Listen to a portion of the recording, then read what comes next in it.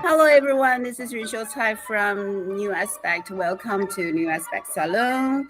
Today we have a wonderful and old friend in NewAspect history, who is the flutist, Madame Fan's favorite flutist,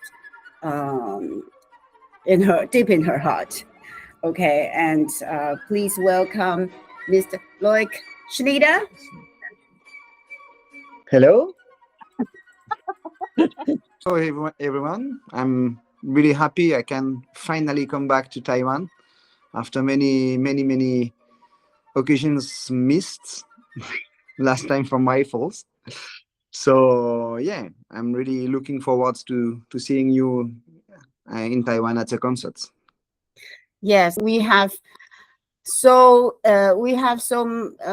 much history with with Loïc. We tried to invite him so many times, so many years, but somehow it's been a long way, very challenging way. But we're very happy to have you with us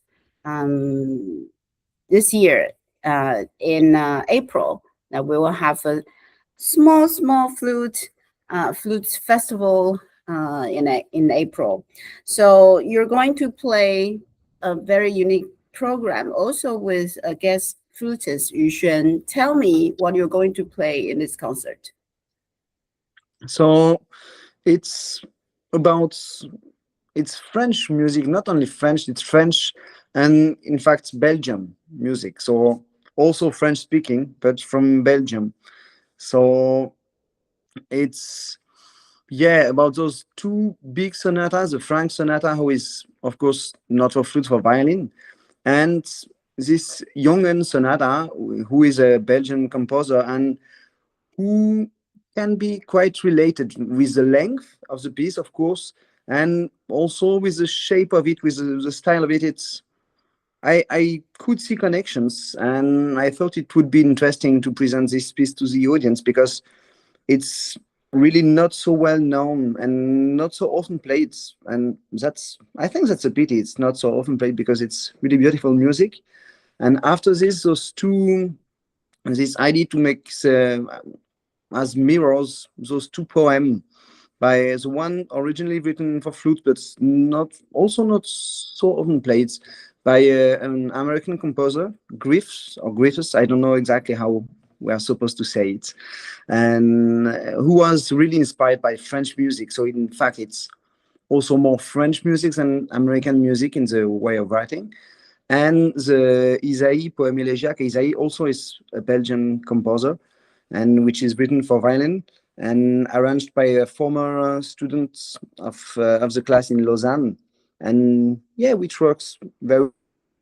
I can play also with also a former student in Lausanne, and with who I already played inside my orchestra. I invited her in the orchestra in Geneva, and we never had the chance to play together for duets.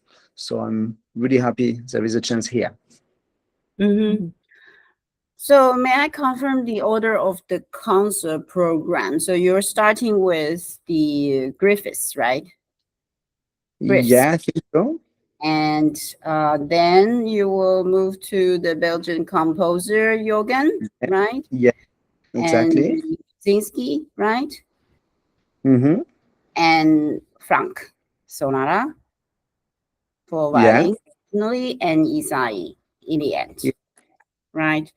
Okay, so it sounds you're right. It's French and Belgian, and also with like mirror reflection to each other, the connection.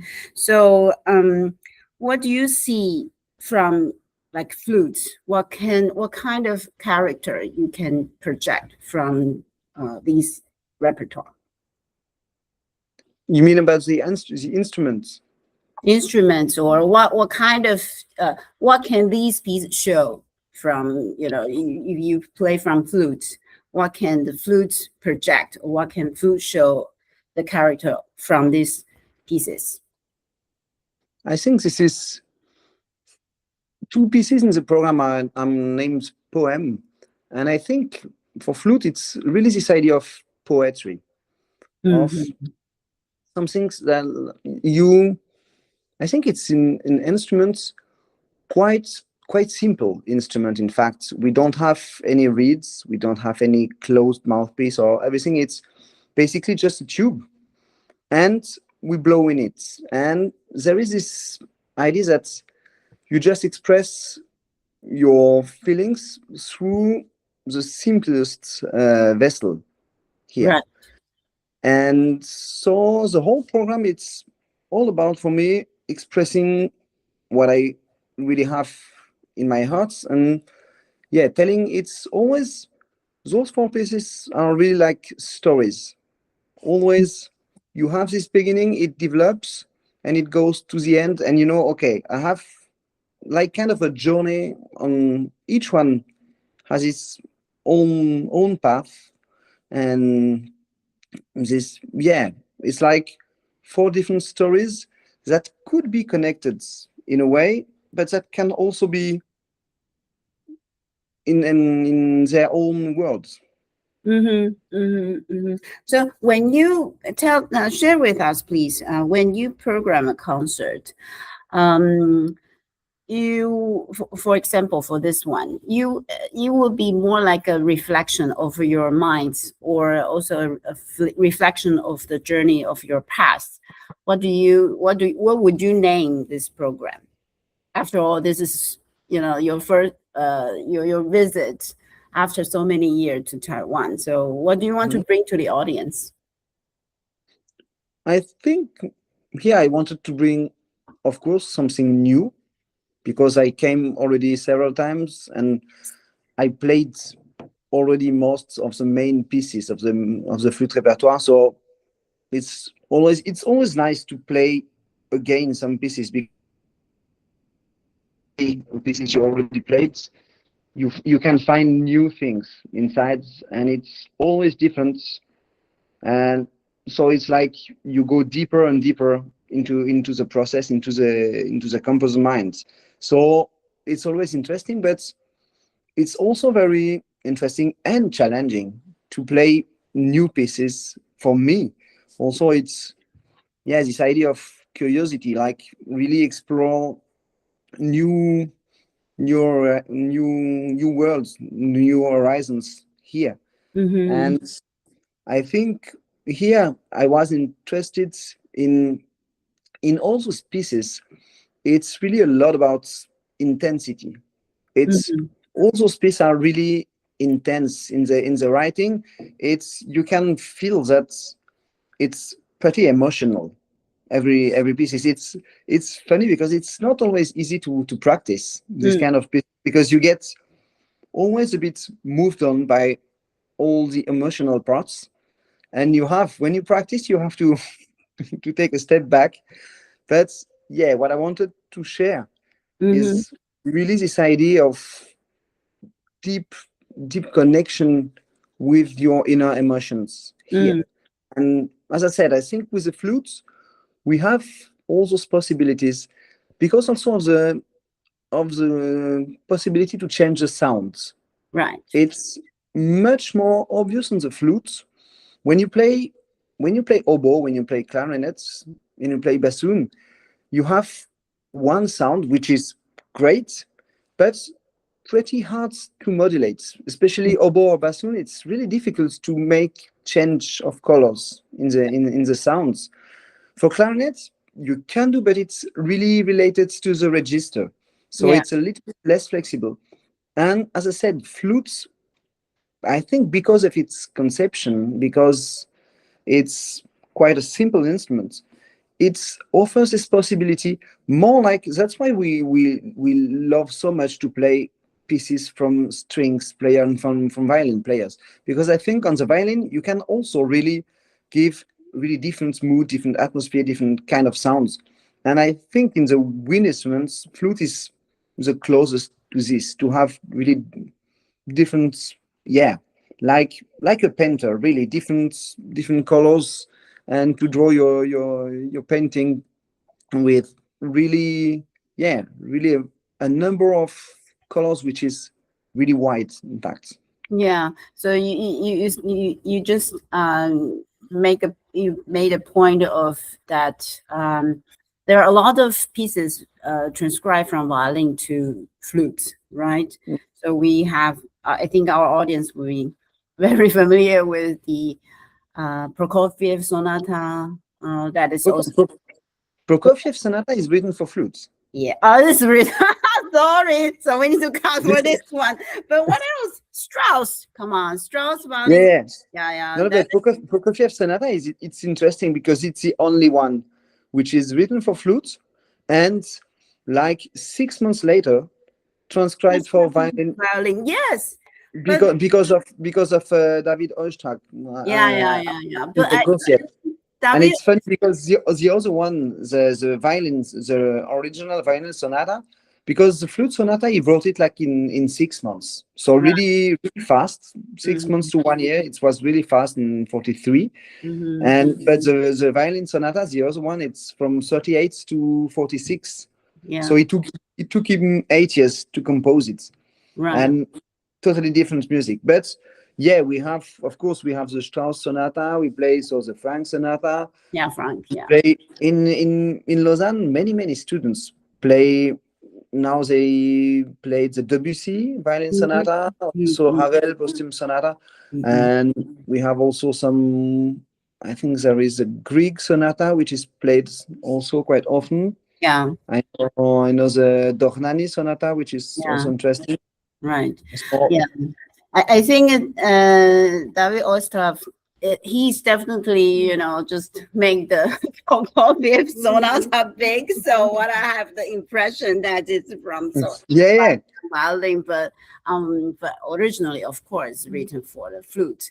And also from the development of the recent competitions, we see like in 1918 or 2018 or 19. There are some competition also transcribed like violin concerto to flute, right? And your dear colleague Denis Buryakov also transcribed a lot of Tchaikovsky violin concerto for flute, and also one of your colleague flutist, Matvey Deming, also played that at the competition, who has very successful result, who won the competition. But I think this is a trend for for arrangers, for composers to transcribe all these pieces from strings to wind instrument, for flute especially.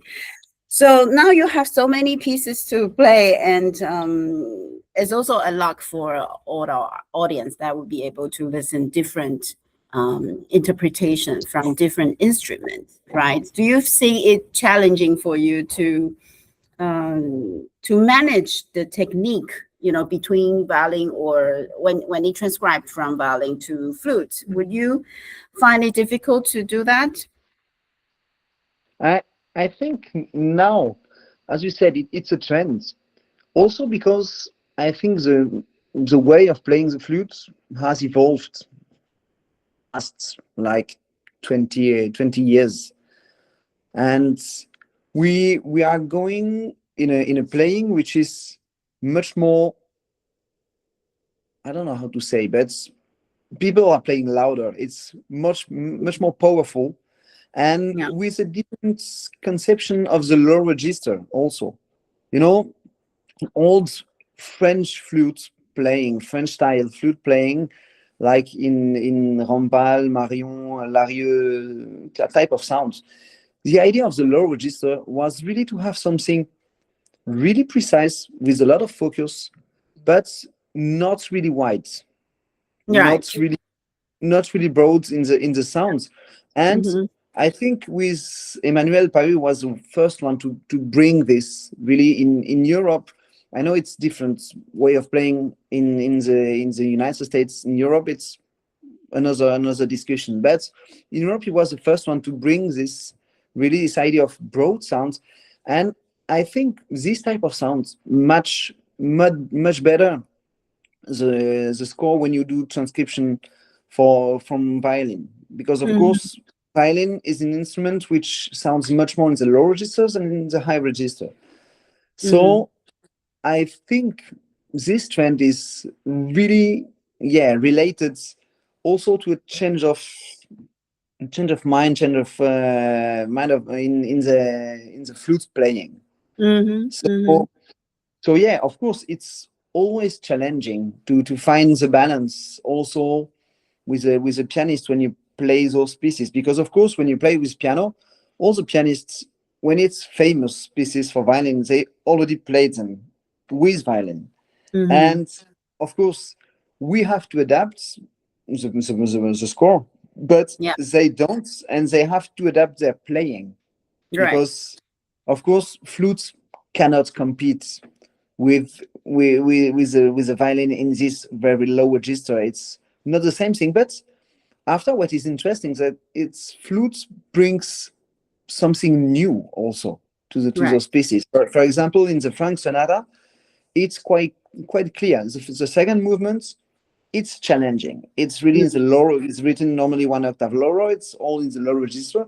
It's a bit challenging. The first movement, I think, gives really a special light in the music. That's, for me, I don't know. We don't know what the composer was imagining, but start of the first movement, for me, it sounds even better with the flute than the violin. Also because it's easier for the violin. All those intervals, there is really there is something about intonation here which is really delicate for violin players, which we don't have so much for the flute. So I think we can bring, as you said, we can bring a new light to those pieces, and it's always interesting, and somehow I would say more interesting sometimes than to dig too deep into flute repertoire and to find pieces. Sometimes we play pieces, because it's flutes and not so interesting. And maybe for the audience, it's also great to have really masterpieces, even if it's not for the design for this right instruments. So I think we should, as I tried to do in this program, to have a bit of the both. So to have pieces originally for flutes, known or not so well known, and all the pieces, main pieces, masterpieces from something else. From some composer. So except for the string instrument, what else you think would be, the direction that worth to develop or to dig into, like from other instruments? What kind of instruments repertoire that you think is worthy to explore? The possibility of transcription from the instrument to flute. That's a good question, because of course we do the Romance by Schumann, so it's oboe music. The D major concerto by Mozart originally was also oboe music. We do the Arpeggion Sonata with it. Now was Arpeggion, which is an instrument that almost no one is playing now, and it's more cello instruments.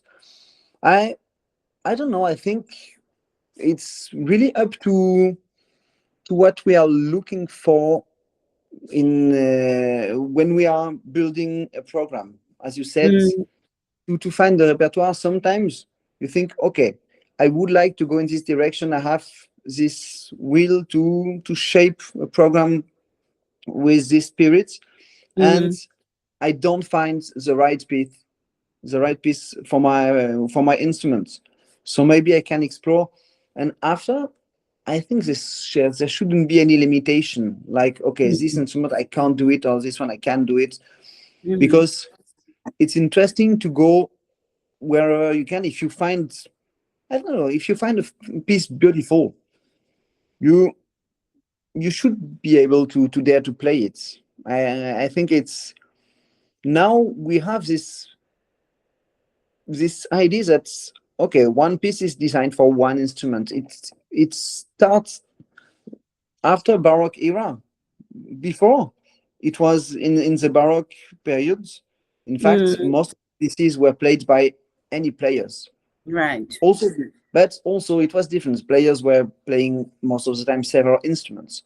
But of course, it wasn't, musical material wasn't designed especially for one instrument. And most of the, even by Bach, most of the suite of the partitas, it's basically quite often taken from one score, another one, and just same tonality to give something common, but not always written just for this instrument or this one.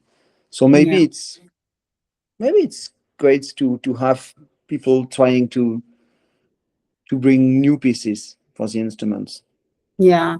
Like this. Well, speaking to nowadays, we definitely have more challenges nowadays, especially if, like you just mentioned that Emmanuel brought this broad sound in flute to explore the possibility of the deeper lower register, and also for marketing wise. And you're teaching at Lausanne, right? Music school, and you also teach a lot of young students. And nowadays, learning music or learning flute is different from what you had in the past. So what do you see any challenge for the students nowadays? You know, we have to to have this deep broadened sound, and now we have so many difficult repertoire to study. And what do you see the biggest challenge of the students nowadays, and what kind of suggestion you will give them? Now, today, what is first thing is what is really funny is that, of course, Emmanuel brought this idea of sound, and he's the flutist who is really traveling all around the world and playing the more concerts for flute. So he's like a role model or something like this for many of them. But at the same time, most of the students, they keep, when they arrived, I see in Lausanne, but also in master classes all around the world, they come with this idea of really focused sound. And it's really odd that it doesn't change more for the moment. After, you have to always to struggle a little bit to help them, okay, relax here, all the mouth, and imagine they have to blow more and to care less about the precision of sound. Also because we don't play so often in big halls, right? So perception of the sound is different. But today the challenges for the students now, I think it's a global challenge. It's not only for musicians now. It's about the society. It's that everything is getting global, and they have to face. It's not. We shouldn't say competition, but in fact, it's competition between them. They have to face this at a level which is much more international, much more global than it was 20 or 30 years ago. It was quite different. And now also since also the COVID periods, the multiplication now of video recordings, I think it's the main challenge now. The main challenge is about this introduction of video recording, because now it's really they are really focused on this, and it's not easy to get emotion through a video, I think. Right. And so now it's always a bit that their concern is technical perfection, Because when you do a video, you want this. You want to have something perfect, and not enough about express emotions. And that's I think that's a tricky place for them now, because music, it's interesting. It's something to tell stories, to express emotions, to make people feel something. And I think it's a bit dangerous. I know it's useful, and we use it as orchestras when we do auditions now, to have a pre-selection with a video. It's much more comfortable than to do it only with a file, because we learn much more on the people. But we have to find the right balance between video and live music. Hopefully, live music, it's still on and much more interesting. Right, correct. Yeah, so so the younger generation will face this practice to be face to face and to have live music, and also better to have a bigger hall, bigger place to listen to their sounds, right? Yeah. So, well, speaking, you just mentioned COVID. I know that COVID has a long impact, a big impact to everywhere. But for you, also as a musician, well, since we haven't met each other for so long, and do you see this special period to give you any impact on you? I mean, life-wise, or what do you see, or what do you learn from it, from this period of time? It was an interesting period. In fact, we were quite lucky, because in Switzerland we weren't confined too long, and we had the opportunity to play still. So without audience for a time, with big distance between people for a long time also, but we were quite lucky for this, and we had some really interesting experience.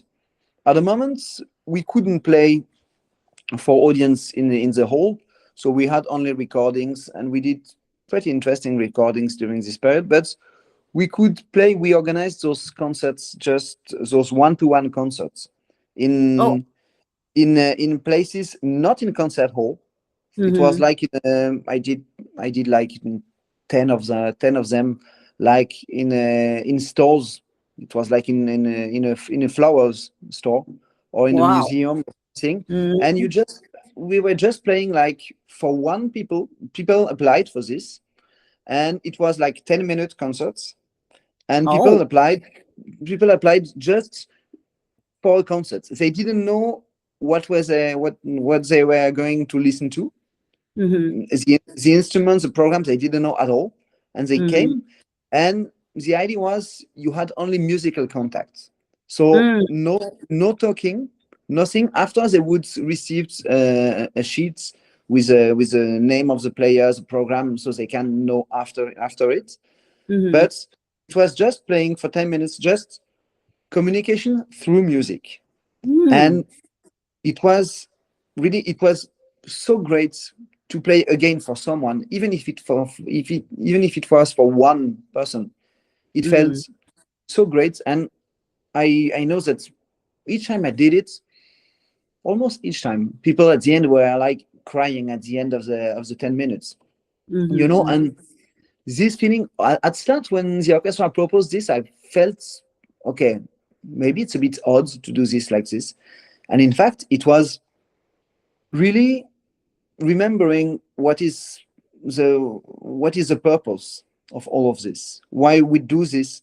It's really to touch people, and to have to create a connection between you and the audience through the music. So this was really interesting, and I try to think about it every time I'm playing. Sometimes I have the feeling we found some things during this period because we had to, and unfortunately, we have the tendency to go back to normal after, and not to remember all of this. But Yeah. for me, it's still there, and this idea of direct contact, something really close. Mhm. It's really great. Yeah, I'm happy to know that even during the COVID period, you have, you took the opposite approach. You still play for the audience, though it's only like 10 or 15 people.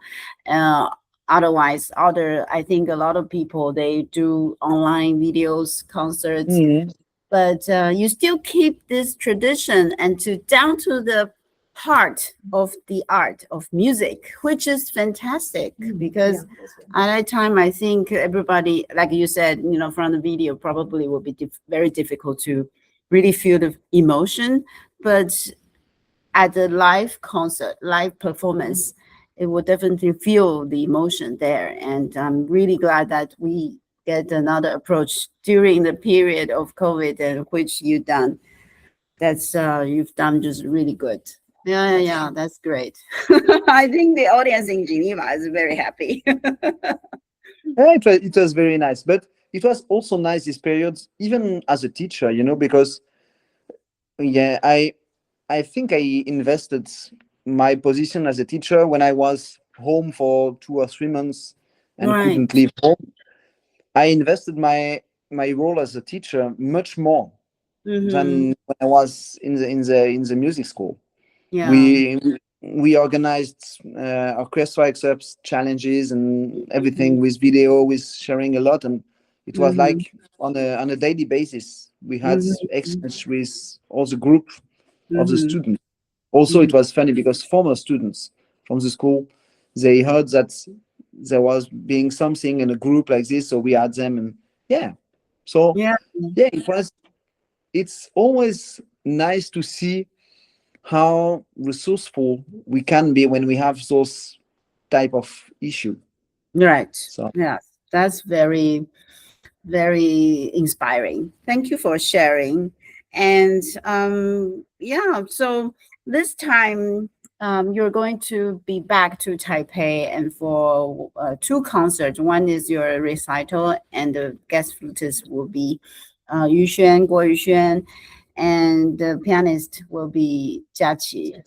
And the other concert will be with the ensemble. And so you want to share a little bit about the program with them? Do you even know the program with them?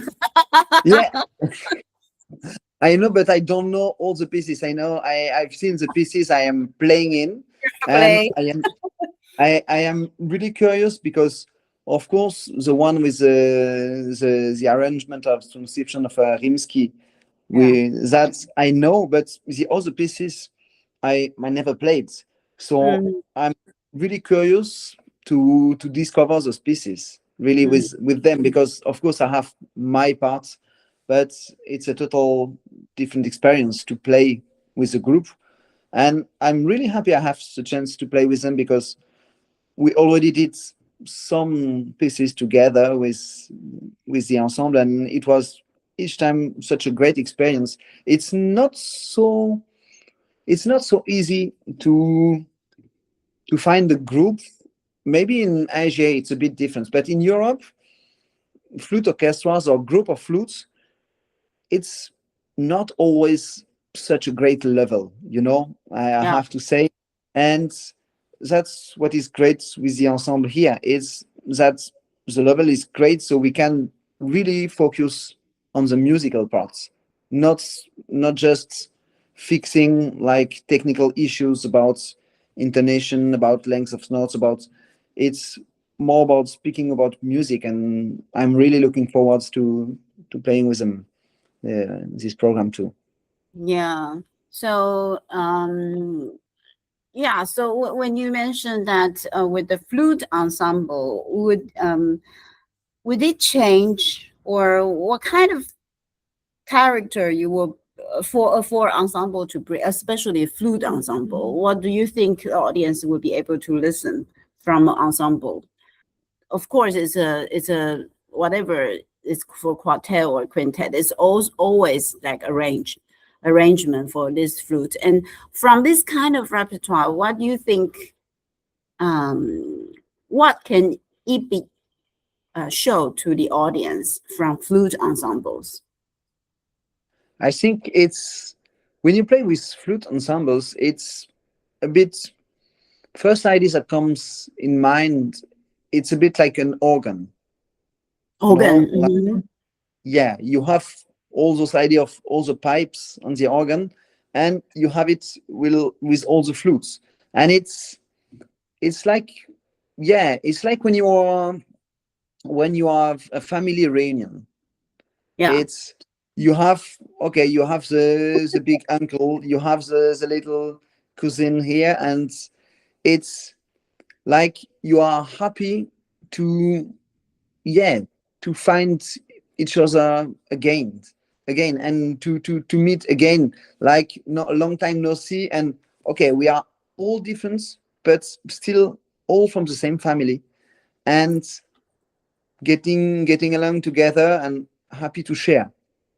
And I think what is interesting for the audience is, yeah, this idea of flute is most of the time, even when you play with the piano, you have this idea of melodic line.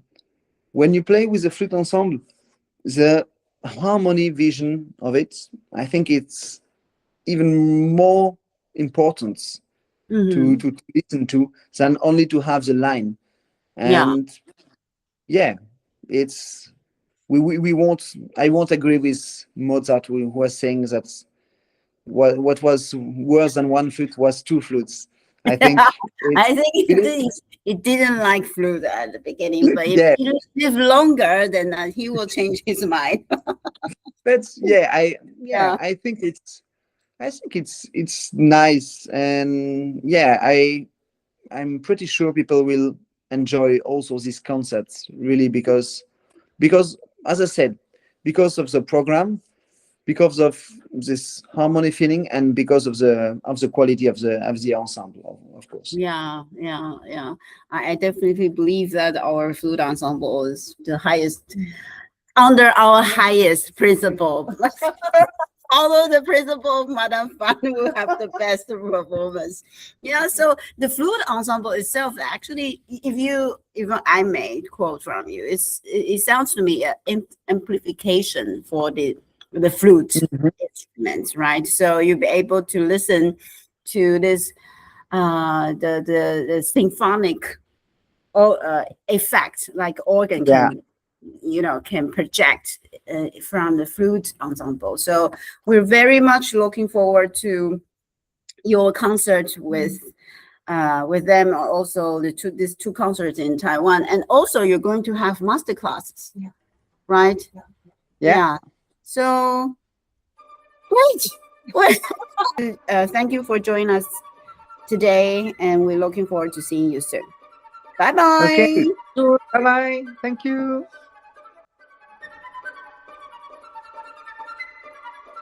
Hello everyone in Taipei.